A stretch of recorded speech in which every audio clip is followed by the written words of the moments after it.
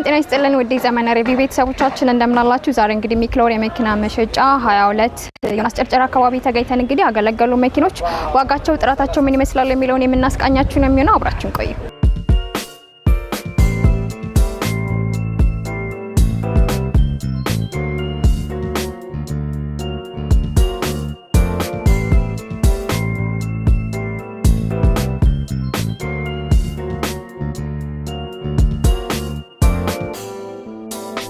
ሰላም እንዴት ነህ?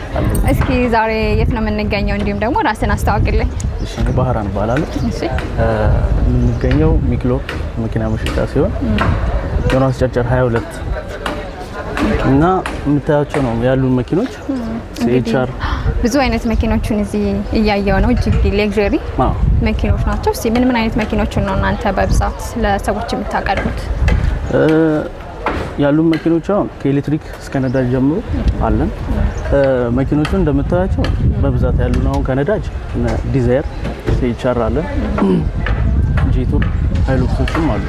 በብዛት የሚፈለጉት ደግሞ ዲዛይርም ስለሆነ ዲዛይር በተለይ ወጣቶቹ ለራይድ አገልግሎት የሚፈልጓቸው መኪኖች ናቸው። እኛ ጋር የሚገኙት በብዛት እነሱ ናቸው፣ ተፈላጊም ስለሆነ ያያቸው ነበርና እጅግ ያገለገሉ መኪኖች ናቸው። ግን ደግሞ እንዲህ ስታያቸው አይመስልም፣ ዜሮ ነው የሚመስሉትና እንደም ካሜራ ጀርባ እየተጋራምኩ ነበር እንደምታስታውሰውና እስቲ እዚህ ጋር እንግዲህ ያንዳንዱ የሚታዩ እጅግ የሚያማምሩ መኪኖች አሉ። እያንዳንዳቸው ምን ይመስላል የሚለው ለተመልካቾቻችን እናሳያለን። መልካም። እዚህ ጋር እንግዲህ የሚታይ መኪና አለ። ሞዴሉ ታይፑ ምን ይመስላል የሚለው ንገረን። ይሄኛው ሲኤችአር ይባላል። ቶዮታ ምርት ሲሆን የ2022 ሞዴል ነው። ፕላስ እኛ ጋር የሚገቡት መኪኖች ብዙ ያልተነዱ ምንም ንክኪ የሌላቸው መኪኖች ናቸው እና የ22 ሞዴል ዋጋ አንፃር ደግሞ ብለን ስንጠቅስ 6 ሚሊዮን። ኦኬ። የእናንተ መኪኖች የባንክ አላችሁ አይደለ? ከባንክ ወይም ደግሞ ከማይክሮ ፋይናንስ የብድር አገልግሎት ነው። ሰዎች በካሽ ሊችሉ ስለማይችሉ ስለዚህ አሁን ይሄ በባንክና በካሽ ልዩነቱ ስንት ነው? ዋጋው ከባንክ አንፃር ዋጋ የ100 ሺህ ብር ዲፍረንስ ነው ያለው። 6.1 ነው በባንክ ስንት መሰለሽ? አሁን 3 ሚሊዮን ብር ይወጣለታል ባንክ ከ2.5 እስከ 3 ሚሊዮን ድረስ ይወጣለታል። በፉል ካሽ ደግሞ 6 ሚሊዮን ብር ማለት ነው። የ100 ሺህ ብር ልዩነት ነው ያላቸው። ሪል ባንክ ሳይሆን ማይክሮ ፋይናንስ ነው። ማይክሮ ፋይናንስ ጋር ኦኬ፣ ስለለጠፈ ማለት ነው። ለለጠፈ መኪና ባንክ አይሰጥም፣ ብድር አይሰጥም። ኦኬ፣ ለዜሮ ብቻ። ለዛ ነው በማይክሮ ፋይናንስ እናመቻችላቸው። ይሄ መኪና እንግዲህ ዩዝድ እንደመሆኑ መጠን ስንት አመት አገልግሏል? እንዲሁም ደግሞ ምን ያክል ኪሎ ሜትር ከዚህ በፊት ተነድቷል? የተነዳው ኪሎ ሜትር 20 ሺህ ኪሎ ሜትር ነው የተነዳው። 20 ሺህ ኪሎ ሜትር ነው የተነዳው። እኛ ስንገዛው ቁሞ የሚውል ነው። ወደ ውጭ የሚሄዱ ሰዎች ናቸው የሸጡልን እና ዩዝድ መኪና በብዛት እኛ ስንገዛ አርጀንት ብር ፈልገው መኪና መለወጥ ሲፈልጉ፣ መኪና መቀየር ሲፈልጉ እንደዚህ አይነት ሰዎች ናቸው እና ከዛም አንፃር ደግሞ ክሊን የሚሆኑበት ምክንያት ምንም ንክኪ ምናምን ነገር የሌላቸው መሆናቸው ከዚህም አንፃር ነው። ምንም አይነት ንክኪ የለውም። ታርጋ ለጥፋል አለጠፈን ቀለም ደርቧል አልደረባ የሚባለው ነገር በዛው አያይዘን ይገናል። ምናልባት ሰዎቹ አይተው የሚገዙ ስለሚችሉ ታርጋ እንደምታዩ C32 ነው የለጠፈው። ንክኪ ምንም ነገር የለም። ቦዲውን አሁን ዞሬ ባሳይሽ ንክኪ ያለው መኪናና የሌለው መኪና እንደዚሁ በአይን የሚታይ ነው። ከፋፍተሽ ስታየው አሁን የሆነ የተሰራና ያልተሰራ አሁን ከፊት ለፊት ኮፈን ከፍቼ ባሳይሽ ከስር ያለው ምናምን ነገር ቀለም መደረቡን የፋብሪካ መሆኑን እነዚህ በፊት ለፊት ይታያል። እናም ደግሞ ለገዢ መጥቶ ለኛ ስንሸጥላቸው አስፈትሸው ነው የሚወስዱት። እና ፍተሻ ላይ ደግሞ ይለያል እዛ ላይ እና ከዚህ አንፃር ነው። ምናልባት እንግዲህ ስለዚህ መኪና ስለውጭ በደንብ አይተናልና እስቲ ውስጥ ያሉት ወንበሮቹ ምን ይመስላሉ የሚለውን ደግሞ እስቲ ለተመልካቾቻችን እናሳያቸው። ውስጡን እንግዲህ እንደምታዩት እንደዚህ ክሊን የሆነ መኪና ነው። 5 ሰዎችን መያዝ የሚችል ነው። 5 ሰው ነው መያዝ የሚችለው። ፕላስ ፉል አውቶማቲክ ነው። አሁን ከማኑዋል ይልቅ አውቶማቲክ ተመራጭ ነው። እዚህ ጋር እንግዲህ ደግሞ ለወጣቶች እጅግ አስፈላጊ የሆኑ ለራይድ አገልግሎት የሚውሉ የሱዙኪ መኪኖች ነው ያሉና ታይፓቸው ደግሞ ሞዴላቸው ዋጋቸው ምን ይመስላል የሚለው ንገረን። በብዛት አሁን ተፈላጊ አሁን ገበያ ላይ በደንብ እየተሸጡ ያሉት መኪኖች አሁን እነዚህ ሱዙኪ ዲዛይር ወይም ደግሞ ስዊፍቶች ናቸው። እና ይሄኛው ዲዛይር ደግሞ የ21 ሞዴል ነው። 21 ሞዴል ኦልሞስት 5 አመት ነው ያገለገለው ማለት ነው። 5 አመት ብቻ ነው ያገለገለው። ፕላስ ትንሽ ኪሎ ሜትር ነው የተነዳው። ኦኬ ምን ያክል? 30 ሺህ። አሁን እዚህ ውስጥ ያሉት ማለት ነው ከ30 ሺህ አይበልጡም ኪሎ ሜትራቸው። አዎ ብዙ ዲዛይር መኪኖች ናቸው የሚታዩኝ በነገር ነው። እና ከ30 ሺህ ኪሎ ሜትር በላይ ያልሄዱ ናቸው።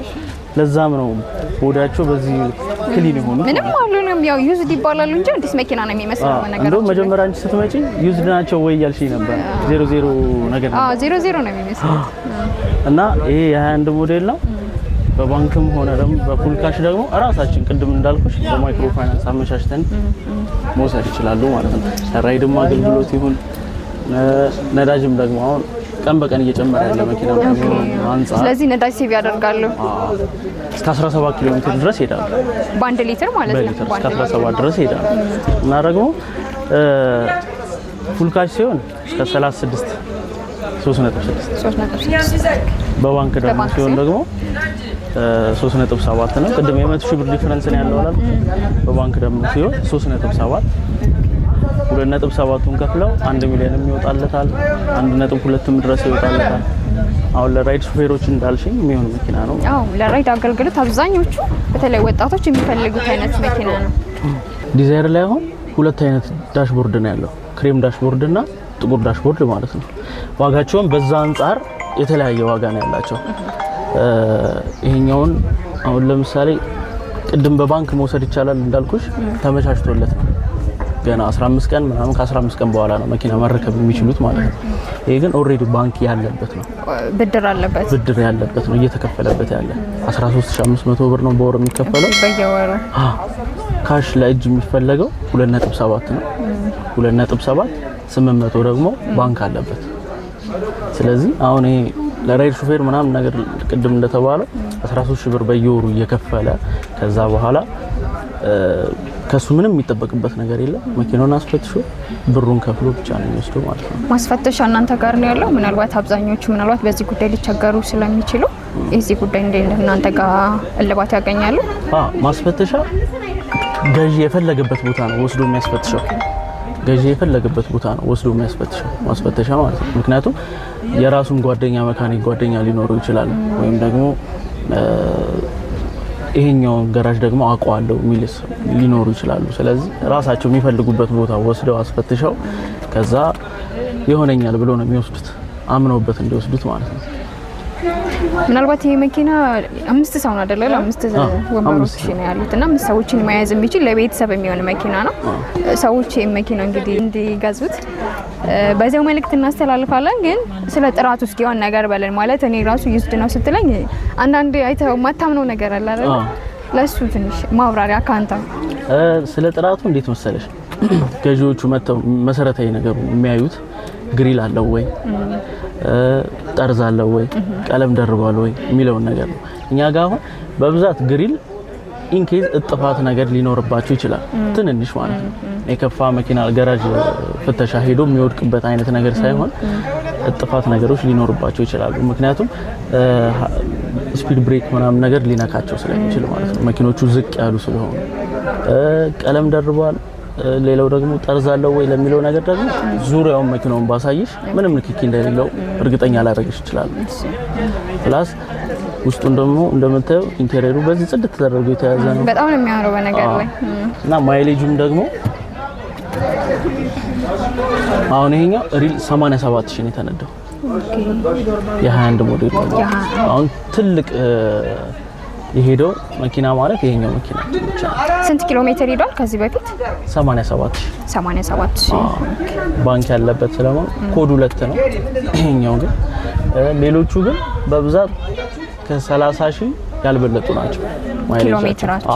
ሁሉንም አሁን እየዞርም እናያቸው። ይሄኛው በሊትር ስንት ኪሎ ሜትር ይሄዳል? እስከ 17 በጣም አሪፍ። ቀጣይ ደግሞ ሌሎች መኪናዎችን እንይ። መልካም። ሱዙኪ ዲዛይር መኪና ይታየኛል።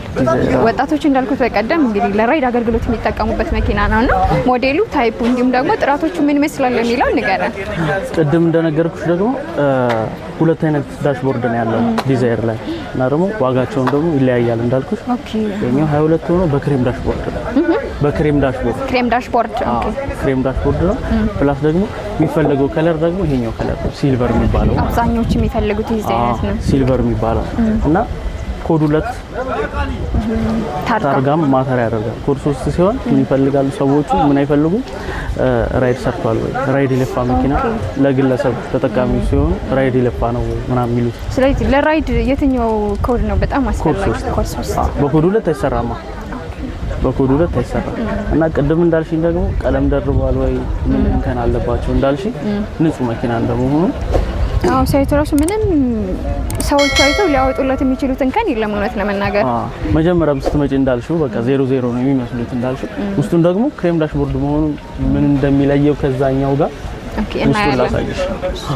ስለዚህ መኪና ያሉት የውስጥ ፓርቶቹ ምን ይመስላል የሚለው ንገረን። አሁን ይሄኛው በጣም ተፈላጊ ዲዛይር ላይ ተፈላጊ የሆነ ከለር ነው። ክሬም ዳሽቦርድ ሲባል አሁን ውስጡም እንደዚህ እንደምታየው ፍክት ያለ ከመሆኑም አንፃር እናም ደግሞ ክሊንነቱን ይገልጽልሻል። አንዳንድ ሰው ውስጥ ጥቁር ሲሆን አይፈልግም፣ ክሬም ሲሆን ደግሞ እንደዚህ ፍክት ብሎ ደግሞ ሲታይ ይሆናል አይደል? በጣም ያምራል መኪናውም ማለት ነው። እና ቅድም እንዳልኩሽ ግቢ ውስጥ እኛ ጋር ያሉት 30,000 ኪሎ ሜትር ናቸው እንዳልኩሽ። ይሄው ኪሎ ሜትሩ ነው 32,000 ብቻ ነው የተነዳው እና ውስጥም ደግሞ በዚህ ይዞታ ላይ የተያዘ ማለት ነው። ስለዚህ አሁን ይሄ መኪና ዋጋው ስንት ይባላል? የባንክ ብድርስ አለበት ወይ? ባንክ ብድር የለበትም፣ ግን በባንክም ይሸጣል። አሁን ይሄ 22 ሞዴል ክሬም ዳሽቦርድ 22 ሞዴል ሆኖ ክሬም ዳሽቦርድ ከተማ ውስጥ ትንሽ ነው ያሉት ስልሽ ከሆነ እንትን በኋላ ምርታቸው ቆሟል። ስለዚህ 22 ሞዴል በጣም ተፈላጊ መኪና ነው ማለት ነው። በጣም ተፈላጊ መኪና ነው እና ወር ማተር ያደርጋል። 22 ብቻ መሆኑ ሳይሆን ከ10ኛ ወር ከ4ኛ ወር የሚባል ነገር አለ። አሁን ይሄኛው ከ22 ከ10ኛ ወር ነው። ኦልሞስት ወደ 23 ማለት ነው። ለምሳሌ አሁን የማያውቅ ሰው ሊኖር ስለሚችል 22 ከገባ 10ኛው ወር በኋላ ነው የተመረጠው። ስለዚህ ወሩ ማተር ያደርጋል። አሁን አንቺ በርዝዴስ ሊደርስ ሲል አለ አይደል? በርዝዴስ ሊደርስ ሲል መስከረም ላይ ከሆነ ሰኔ ላይ ምናምን ነገር ከሆነ እንትን የሆነ 1 ወር 2 ወር ቀርቶታል የሚባል ነገር አለ። አሁን ይሄኛው ለ23 2 ወር ብቻ ነው የቀረው ማለት ነው። ኦልሞስት የ23 ሞዴል ማለት ይቻላል። አዎ። እዚህ ዋጋው ምን ስንት ነው? ዋጋው ስንት መሰለሽ? አሁን ይሄ በባንክ ሲሆን 39 ነው የሚሸጠው። 3.9 ሚሊዮን 3.9 ተብሎ የሆነ ድርድርም ኖሮት ምናምን እስከ 3.8 ድረስ የሚሸጥበት በባንክ። ፉል ካሽ ሲሆን ደግሞ 37 ከ50። ስለዚህ 3.7 ሚሊዮን ማለት ነው። እዚህ ጋር ደግሞ እንግዲህ ID6 የኤሌክትሪክ መኪና ዩዝድ ይታየኛልና ታይፑ ምን ይመስላል፣ ጥራቱ እንዲሁም ደግሞ ዋጋው የሚለው ለተመልካቾቻችን እናደርስላቸው። አዎ ይሄኛው ID6 ነው። ID6 ፕሮ ማለት ነው። ID6 ፕሮ የተለያዩ ፒውር አላቸው፣ ፒውር ፕላስ አላቸው፣ የተለያዩ ናቸው ማርካቸው እና ፕሮ ነው።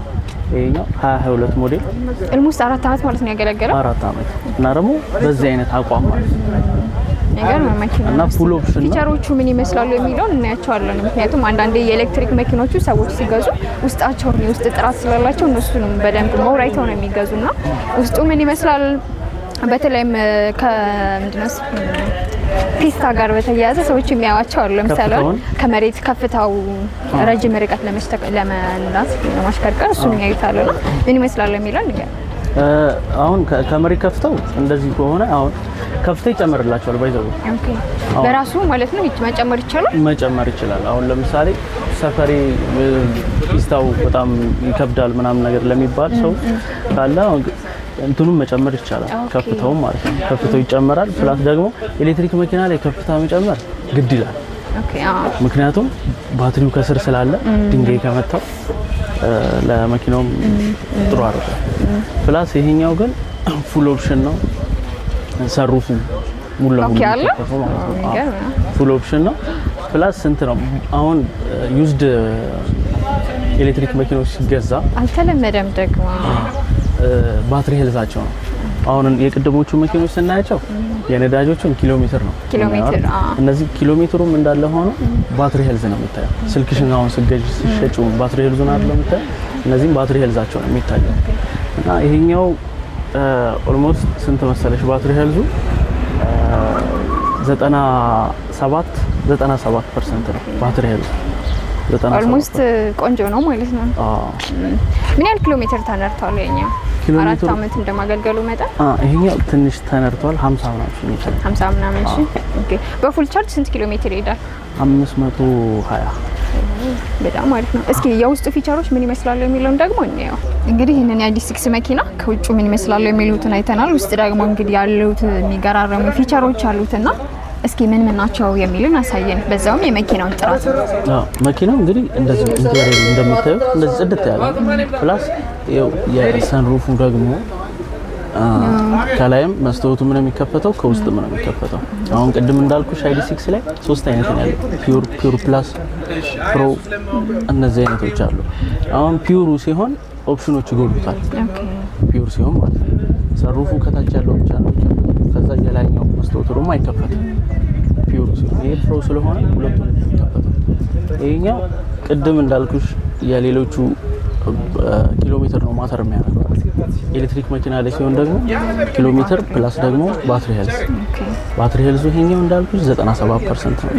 ኪሎ ሜትሩ ደግሞ 51,000 ነው የተነዳው። 51,000 የተነዳ ማለት ነው። መኪናን ካየነው አንፃር ያን ያክል የተነዳ አይመስልም። ያየነው ነው። የሚገርም ዳሽቦርድ አለው፣ ሰዎች ኢንተርቴይን እያደረጉ መንዳት የሚችሉበት። ሌላ ደግሞ ሲሲም አለ አይደል? የራሳቸው የዋየርለስ ቻርጀሮች አሉ። ዋየርለስ ቻርጀር እና በቂ እቃ ማስቀመጫዎችም አሉት እና አይዲ6ን ከአይዲ4 ሰው የሚመርጥበት ምክንያት 7 ሲት ነው።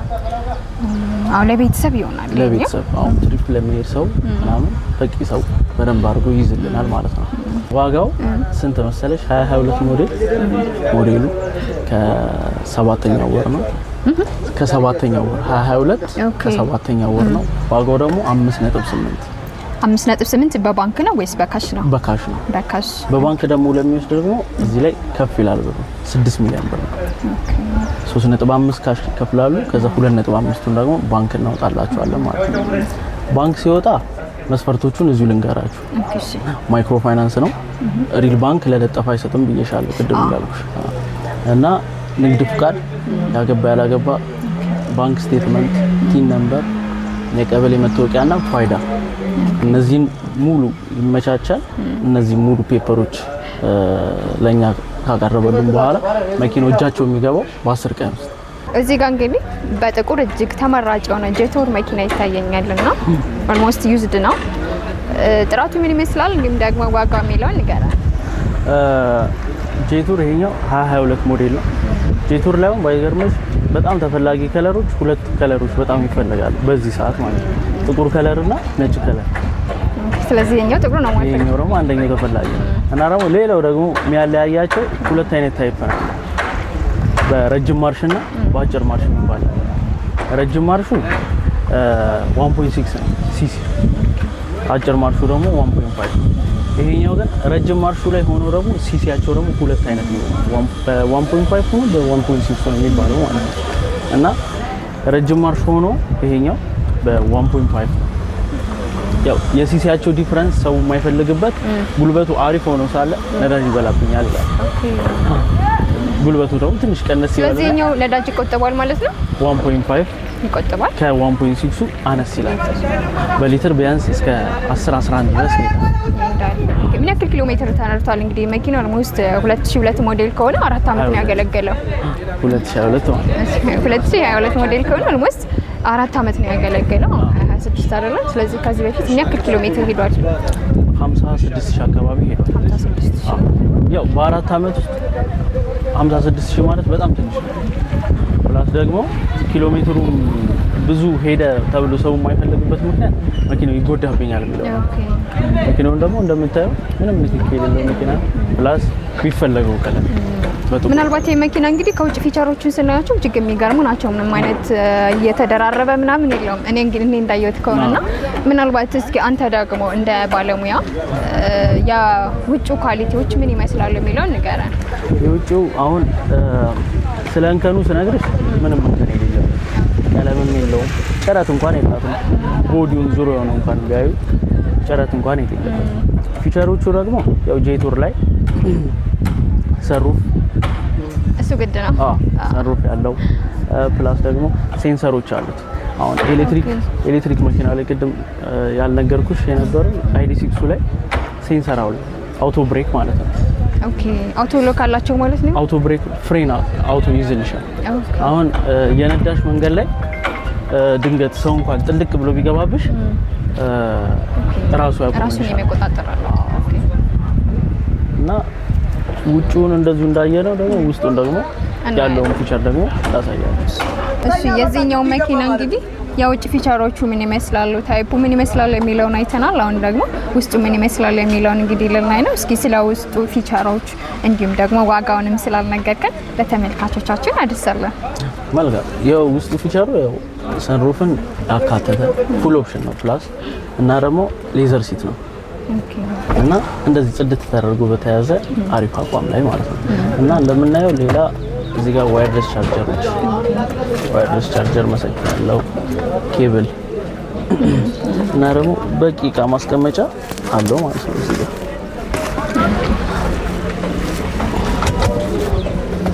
አጠቃላይ ስንት 7 ሰዎችን መያዝ ይችላል አይደል? አጠቃላይ ይሄ 5 ሲት ነው። 5 ሲት ነው። ኦኬ ይሄኛው 5 ሲት ነው። አጭሯም ስለሆነች ጄቱር X7 ፕላስ እና X7 ብቻ አለ። X7 አጠር ያለች ነች። ቅድም ID6 እና ID4 ዲፈረንሳቸው ያልኩሽ 7 ሲት ነው ID6ሱ፣ ID4 ደግሞ ኖርማል 5 ሲት ነው ማለት ነው። እና ይቺኛው አጭሯ ነች፣ ግን ለትሪፕ በሚገባ በቂ ስፔስ መያዝ የሚችል ከጀርባ በቂ ስፔስ አለ እና ሰሩፉንም እንደዚህ እንደምታየው ነው። እጅግ የሚያምር መኪና ነው የሚያየውት ነበርና ዋጋው ምን ይመስላል? ዋጋው ስንት መሰለሽ? በፉል ካሽ 3.9 በባንክ ደግሞ ከሆነ 4 ሚሊዮን ድረስ 1.5 ባንክ ይወጣለታል። 1.5 ባንክ ይወጣለታል። በብዛት እንደውም ጄቱር ላይ በባንክ ብዙ ሰው ነው የሚወስደው ጄቱር ላይ። ምክንያቱም አንደኛ ነገር ልሽጠው ብሎ እንኳን ፉል ካሽ ደፍሮ የሚወስደው ስለማይኖር፣ ባንክ ያለበት ደግሞ በየሰዓት በጣም ተፈላጊ ነው። አንቺ አንድ መኪና ላይ ሙሉ ብርሽን አውጥተሽ ከምትገዢ ባንክ ያለበት ስትገዢ ቢያንስ በሀፍ ሳንቲምሽን ታተርፋለሽ ማለት ነው። በጣም ተፈላጊ መኪናም ነው። በዛ ላይ አብዛኛው በተለያዩ መንገዶች ላይ እሱን ነው የምናየው። ተፈላጊ ያደረገበት ምክንያት እንደ መኪናው ግሬስ ብሩ ትንሽ ነው። አሁን መጀመሪያ ላይ ስታየው X7 ፕላስ ነው መኪናውን ብታየው ትልቅ መኪና ነው፣ ግን ዋጋውን ብነግርሽ ቢሆን አነስ ያለሽ ነው። አሁን X7 ፕላስ አሁን እስከ 5 ሚሊዮን ብር ድረስ እየተሸጠ ነው። 4.5 እስከ 5 ሚሊዮን ብር ድረስ። ስለዚህ ከመኪናው አንፃር ዋጋው ትንሽ ነው ማለት ነው። ስለዚህ ቀጣይ ደግሞ ሌሎች መኪኖችን እናይ ይቻላል። ፒካፕ መኪና ይታየኛል። በተለይ ለድርጅት እጅግ ተፈላጊ መኪና ነው። እስቲ ዩዝድ ነው። ጥራቱ ምን ይመስላል እንዲሁም ዋጋው የሚለውን ንገረን። ጥራቱን እንደዚህ አሁን ፒካፕ ላይ ምን እንደምናይ ምን